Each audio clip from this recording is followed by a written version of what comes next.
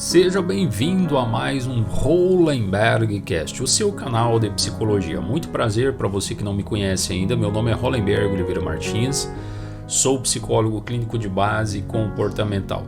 Por aqui discutimos diversos temas acerca da condição humana psicológica comportamental. Se você é um apreciador do assunto, acredite, você está no local certo. Eu não sei de qual plataforma você está ouvindo aí, se é do Anchor, se é do Spotify ou qualquer outra plataforma. Eu acredito que se você fuçar aí, você vai encontrar diversos outros temas neste canal. Agradeço desde já a participação dos ouvintes que vieram me acompanhando nesses últimos anos sobre diversos outros temas que eu já gravei, com contribuições inclusive, sugestões de temas para que eu pudesse gravar. Aliás, este podcast aqui também é outra sugestão de uma de nossas ouvintes, Ela não falou se eu poderia ou não mencionar o nome dela, eu vou preservar aqui a identidade, mas é um tema muito intrigante que nós iremos debater aqui hoje. Já quero deixar claro, como em todos os outros podcasts, que o meu objetivo aqui não é psicoterapeutizar ninguém. Então, cuidado com a informação que você vai ouvir aqui. Isso aqui não substitui um processo psicoterapêutico, ok? Aliás, as pessoas costumam confundir muito o trabalho do psicólogo, tá? Eu quero deixar claro, talvez isso até mereceria um podcast só para falar disso, mas vamos lá, vou aproveitar essa deixa aqui, que eu acredito que é mais do que necessário já deixar isso claro. Galera, é o seguinte, psicologia não é um curso que formam profissionais com os melhores conselhos, dicas, sugestões para dar aos outros seres humanos, não. Então entenda que psicologia é uma ciência que estuda comportamento humano, emoções, esses fenômenos que ocorrem com seres humanos. Nós não somos habilitados em ter os melhores conselhos. Aliás, tem muita gente que deixa de procurar um trabalho de um psicólogo por tamanho preconceito acerca desta condição. É como se eles raciocinassem o seguinte, quem são esses psicólogos ou psicólogas para me dar conselhos? Eu não vou procurar eles de hipótese alguma. Você está completamente enganado, meu amigo, minha amiga. Se você pensa dessa forma, você está completamente enganado. Psicologia não é um curso que capacita pessoas a desenvolver os melhores conselhos de vida. Primeiro que a gente não fica dando conselhos a ninguém. Aliás, é o seguinte, se psicologia formasse pessoas que tivessem os melhores conselhos, meu amigo, eu não estaria rico não, estaria milionário. Pode ter a certeza que os temas destes podcasts aqui seriam outros, portanto você está completamente enganado. Você poderia muito bem estar se beneficiando de um trabalho de um psicólogo, de uma psicóloga, para você desenvolver melhor um autoconhecimento, ok? Então, espero que fique claro aí para você. Muito bem, sem muitas delongas, vamos ao que nos interessa. Eu tenho aqui algumas reflexões para propor a você. Imagine que você está na fila do supermercado, no caixa, e um amigo ou amiga te envia uma mensagem dizendo que queria muito falar com você. Então, logo que você escuta a primeira mensagem do seu amigo e vai guardar o telefone, você já percebe que chegou outra, porém agora ele está chorando, reforçando a necessidade de falar com você. Qual a sua reação? Eu quero que você imagine também duas situações. 2 pacientes internados, ambos relatam estar sentindo muita dor, porém um deles relata isso sob fortes crises de choro. Qual deles você ficaria tentado a ajudar primeiro? Bom, independente da sua resposta, eu acredito que você já está, digamos assim, ligeiramente envolvido com o tema que nós iremos discutir aqui. Por que umas pessoas têm mais facilidade de expressar as suas emoções publicamente e outras menos? Eu já quero trazer aqui para você a sugestão dessa nossa ouvinte, que ela me escreveu aqui a seguinte mensagem: Sou uma pessoa chorona. Choro estando feliz, estando triste, choro mais ainda se estiver nervosa. Mas eu gostaria muito de controlar meu choro em público. Como controlar o choro? Devemos controlar o choro? Podemos ou temos como possuir este controle? Muito bem, para responder a estas indagações, essas dúvidas desta cliente, eu faço questão de ressaltar aqui um dos princípios essenciais da teoria analítico-comportamental. Porém, obviamente, eu preciso trazer de uma forma um pouco mais acessível, talvez, ao público leigo no assunto. Nós temos vários princípios, galera, que regem os nossos comportamentos. São espécies de leis, ok? Eu costumo até dizer para muitos clientes que se você acredita ou não, independente se você acredita ou não, lamentavelmente essas leis vão influenciar padrões de comportamentos em nós, dadas as devidas circunstâncias. Então vamos entender melhor um pouco este tema aí. Se você acompanhou o raciocínio, você vai perceber que o comportamento de chorar publicamente, ele também é um comportamento que precisa, se não deve ser analisado como qualquer outro padrão de resposta que uma pessoa emite. Você pode imaginar ainda a seguinte condição: se você estiver num ambiente, num escritório, numa sala de recepção e tem ali uma família com um bebê, então logo que o bebê começa a chorar, você vai perceber que os adultos rapidamente já vão investigar e verificar o que está acontecendo com esta criança. Ou seja, a resposta de choro da criança produziu uma alteração no ambiente, ou seja, as pessoas estavam ali e de repente as pessoas começaram a perceber um som naquele ambiente, concorda? Que é o choro da criança.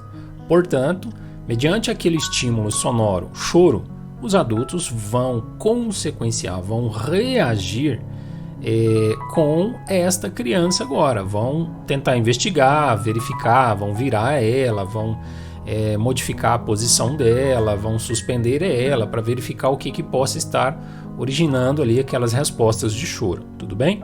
Então aí está inserido o conceito de comportamento operante, que é aquela resposta, ou seja, aquela ação, aquele comportamento que ocorre, altera o meio em que ele se encontra e esta alteração vai afetar diretamente o organismo que se comportou, certo? Então vamos imaginar que após essa criança ter emitido este comportamento de chorar, os adultos que estavam ali foram lá e, além de verificar o que estava acontecendo com ela, resolveram agraciar ela com mimos, com a mamadeira, com o peito, enfim, independente da idade dessa criança, agraciaram ela com algum alimento, algum conforto, algum entretenimento, alguma brincadeira. Logicamente, é bem provável, você vai concordar comigo, que o choro dessa criança vai cessar. Faz sentido isso? Pois bem, e agora que você refletiu sobre isso, qual a probabilidade dessa criança fazer a mesma coisa, ou seja, emitir os mesmos ruídos sonoros, ou seja, o choro, em ocasiões futuras em que ela queira ou mamar, ou brincar, ou mudar de posição, ou se entreter um pouco? O que você acredita que ela vai provavelmente fazer novamente? Eu sei que a resposta pode ser muito óbvia para muitas pessoas, até mesmo que a criança tem muito poucos recursos comunicacionais.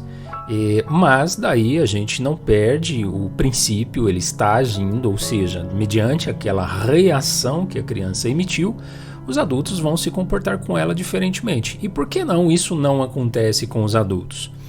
A analogia que eu propus para você estando no seu ambiente de trabalho, você começando a chorar, é bem provável que as pessoas parem o que elas estão fazendo e vão até você investigar o que está acontecendo, o que aconteceu, o que você gostaria de dizer a elas, se você está sentindo alguma coisa, se aconteceu alguma coisa na sua família, enfim, independente do que seja, essas pessoas provavelmente, percebendo estas respostas de choro em você, elas poderão fazer a mesma coisa, quererão saber de você o que está acontecendo. Isso nos permite levantar algumas possibilidades. Por exemplo, dadas as circunstâncias em que a criança se encontrava, independente se ela estava com fome, independente se ela estava com frio ou com calor, com sede, ou se ela estava se sentindo desconfortável na posição que ela se encontrava, o que ela fez será selecionado, ou seja, o que ela fez chorando, no caso, proporcionou que alguém intervisse ali e propiciasse a ela um conforto melhor, que seja fornecendo alimento, que seja melhorando a temperatura do corpo, que seja mudando ela de posição. Portanto, esta resposta de choro, ela será selecionada, ela terá mais probabilidade de ocorrer em ocasiões futuras, certo? Bom, com base nisso, nós já podemos identificar que uma criança pode chorar nas mais variadas situações, estando ela muito triste, estando ela muito feliz, e com base no que ela expressa chorando e no contexto em que ela se encontra, a depender das consequências que ela vai produzir com essa resposta, mediante o ambiente que ela está, ou seja, dependendo de certos adultos, ela pode ser muito bem agraciada. A gente utiliza uma expressão, ela pode ser muito bem reforçada, ela pode ser muito bem recompensada, com alento, com carinho, com atenção, com oportunidades, dando a ela liberdade para ela fazer o que ela queria, porque agora ela está chorando e eu não quero ver essa criança chorando mais, então eu vou permitir que ela faça aquilo. É muito ruim ver ela chorar, ficar mal, eu fico mais triste ainda, então deixa ela fazer o que ela está fazendo. Então você vai concordar comigo que está operando aí uma lei que é a do comportamento operante, né? Independente se o indivíduo acredita ou não, ela vai exercer influência sobre a vida dele, selecionando respostas que produzem consequências reforçadoras. Tudo bem? Provavelmente você já deve ter ouvido falar de a criança ou o adulto está fazendo isso para chamar a atenção. Traduzindo isso em termos comportamentais, a coisa vai além, ou seja, estamos falando de um comportamento selecionado por suas devidas consequências. Pois bem, juntando todas essas informações, eu acredito que você já deve estar se lembrando que eu falei para você, se você estivesse diante de dois pacientes clamando dor, porém um deles está chorando muito, qual deles você tenderia a ajudar primeiro? Eu sei que isso é muito relativo, mas enfim. E outra, se você ouvisse uma mensagem de áudio de um amigo seu pedindo para você entrar em contato com ele tão logo que possível, imediatamente você recebendo outra mensagem de áudio, porém agora ele está chorando, qual a probabilidade de você parar o que você está fazendo para ouvir essa pessoa, ligar para ela? Com base nas suas reflexões, juntando também com esta seleção por consequência, eu acredito que está mais do que na hora de nós falarmos sobre as funções do chorar. Então agora nós estamos a um caminho aí a ser percorrido para começar a entender o que a nossa ouvinte colaborou conosco aí como sugestão desse tema, ou seja, sou uma pessoa que chora estando feliz, que chora estando triste, chora mais ainda se estiver nervosa, enfim, a típica chorona. Se a gente for tomar em consideração esse relato desta ouvinte, nós podemos inferir também algumas possíveis consequências que ela teve exposta em ocasiões passadas.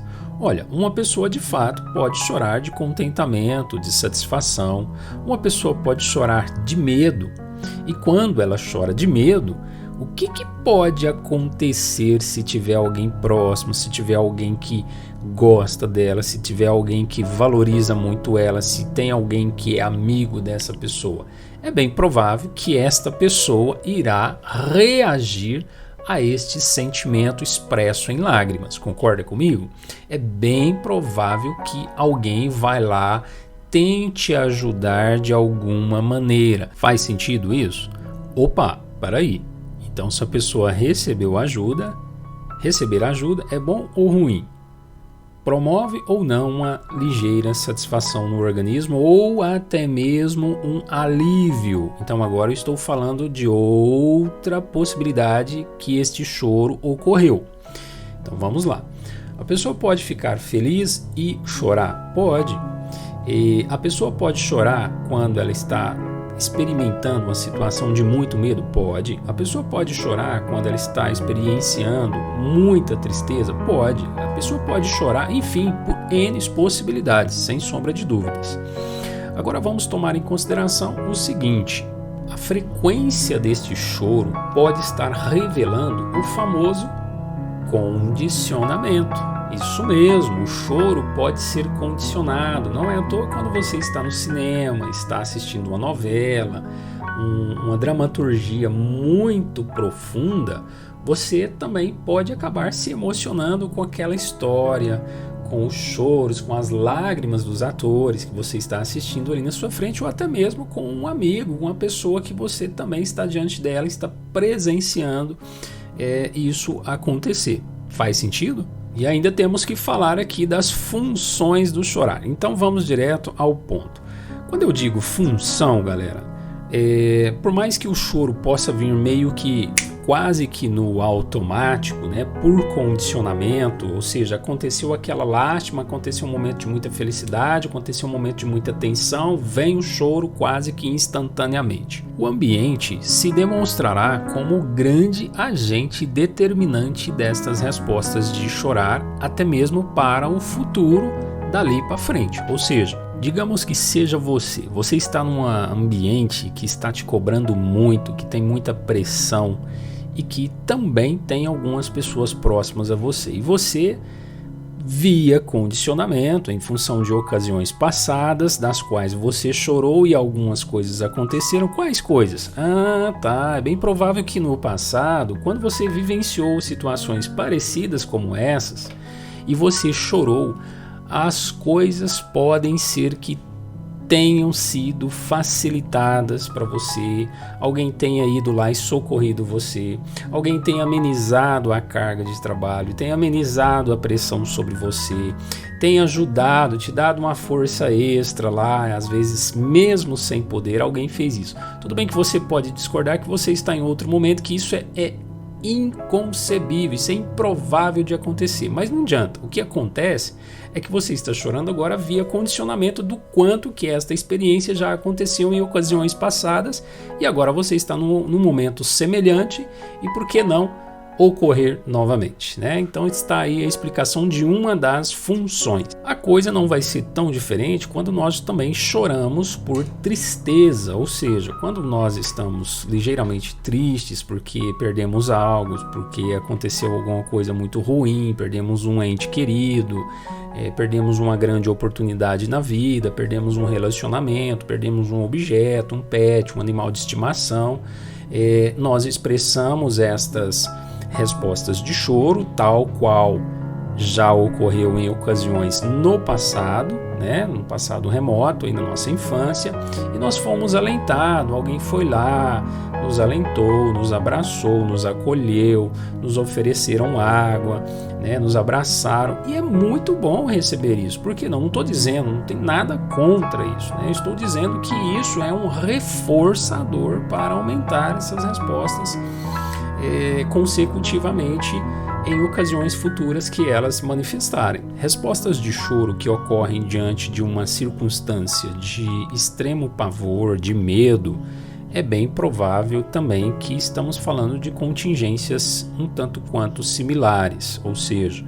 que o choro foi condicionado e agora este indivíduo expressando, emitindo este comportamento de chorar, ele pode receber alento, pode receber ajuda também, acolhimento, e inclusive pode alguém amenizar esse sofrimento dela, retirando ela dali ou retirando o estímulo aversivo que está diante dela, causando tamanho pavor, né?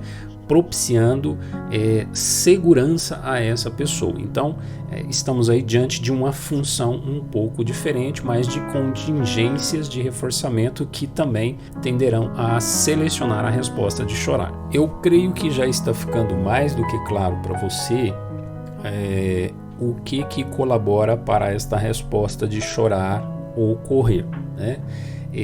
O choro, então, ele pode ocorrer nas situações mais inusitadas possíveis e como eu falei, o choro tem as suas funções, né?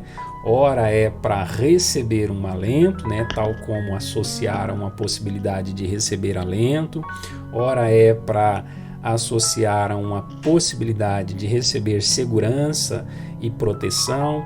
Ora é para associar a uma circunstância em que alguém pode ir lá e ajudar a resolver, amenizar uma situação de muita responsabilidade, de muita carga, de muito peso.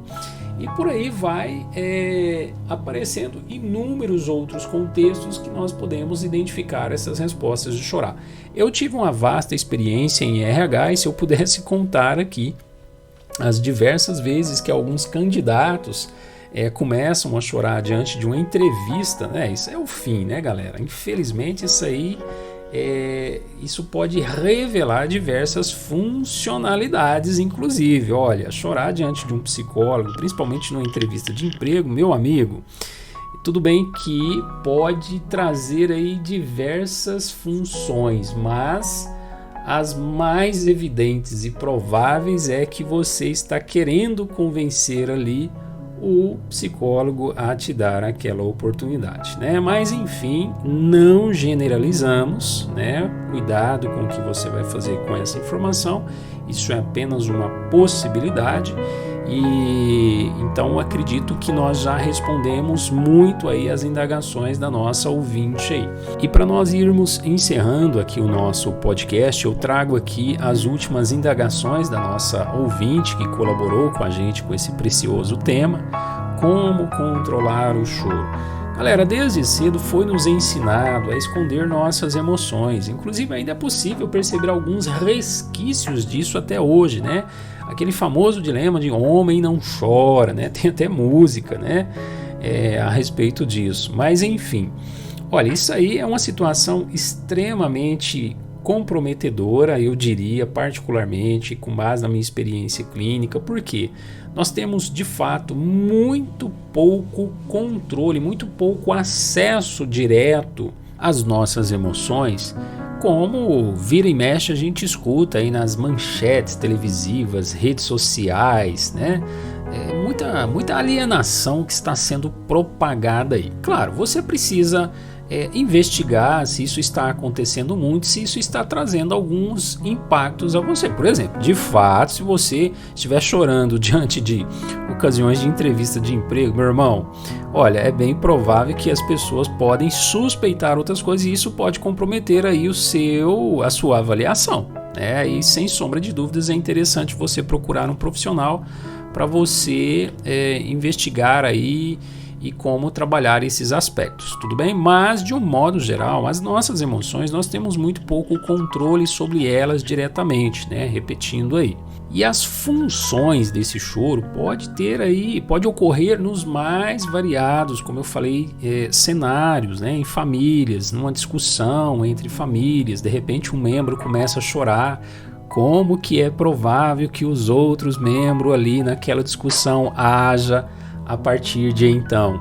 É bem provável que cessem a discussão, ou seja, o chorar então ganha uma funcionalidade, vai ser selecionado ali agora por aquele efeito que ele conseguiu produzir no ambiente, que foi de interromper o diálogo que estava ficando um tanto quanto aversivo, ou às vezes ele estava perdendo a discussão e de repente começa a chorar e aí interrompe ali o diálogo. Bom, creio que nós já cobrimos diversos assuntos aqui acerca deste comportamento de chorar, né? E a última pergunta aqui da nossa ouvinte é: até onde pode ser positivo o fato de ser emotivo e chorar?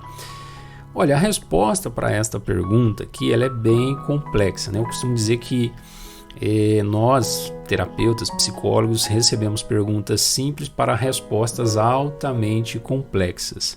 O que eu digo é que a pessoa precisa ser mais genuína possível com suas emoções, mais sincera possível com suas emoções.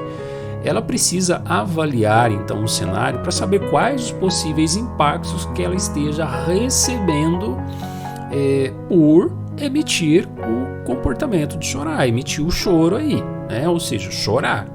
Se isso está acontecendo demasiadamente a ponto dela ficar recebendo críticas, aí sim é convidativo, talvez, né, se isso incomodar ela, sem sombra de dúvidas, ela investigar com um profissional para saber o que está acontecendo, até onde que de fato ela poderia mexer, manipular, quais variáveis, se realmente isso é devido ou não, ok? Então é meio que subjetivo isso. Mas enfim, eu creio que é mais ou menos isso que eu queria discutir aqui com vocês nesse podcast. Foi um prazer imenso.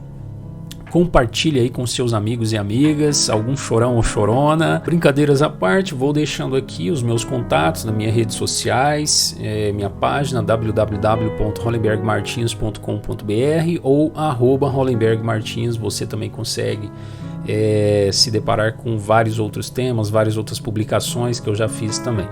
Foi um prazer imenso. Caso você deseje enviar uma mensagem diretamente a mim, segue aqui o meu telefone 34 99674 2115. Valeu, muito obrigado e até o próximo tema.